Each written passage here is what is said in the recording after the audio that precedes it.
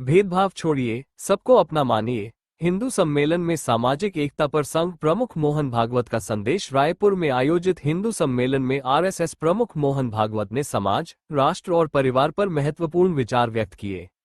उन्होंने कहा कि व्यक्ति का मूल्यांकन जाति, भाषा या संपत्ति से नहीं होना चाहिए और सामाजिक समरसता के लिए भेदभाव खत्म करना जरूरी है। छत्तीसगढ़ की राजधानी रायपुर में आयोजित हिंदू सम्मेलन में राष्ट्रीय स्वयंसेवक संघ आरएसएस के प्रमुख मोहन भागवत ने समाज, राष्ट्र और परिवार से जुड़े कई अहम मुद्दों पर अपने विचार रखे।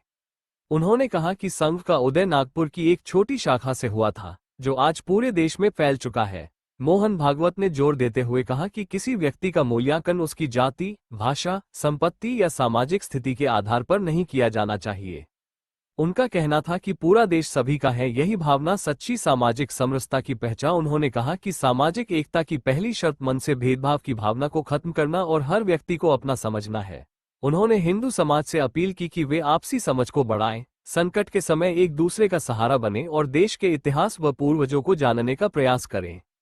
परिवार के संदर्भ में उन्होंने सुझाव दिया कि हर सप्ताह कम से कम एक दिन परिवार के सदस्य साथ बैठें, घर का बना भोजन साथ खाएं और प्रार्थना करें। इससे न केवल पारिवारिक बल्कि सामाजिक रिश्ते भी मजबूत होंगे। पर्यावरण और विकास को लेकर उन्होंने दोनों के बीच संतुलन की आवश्यकता पर बल दिया।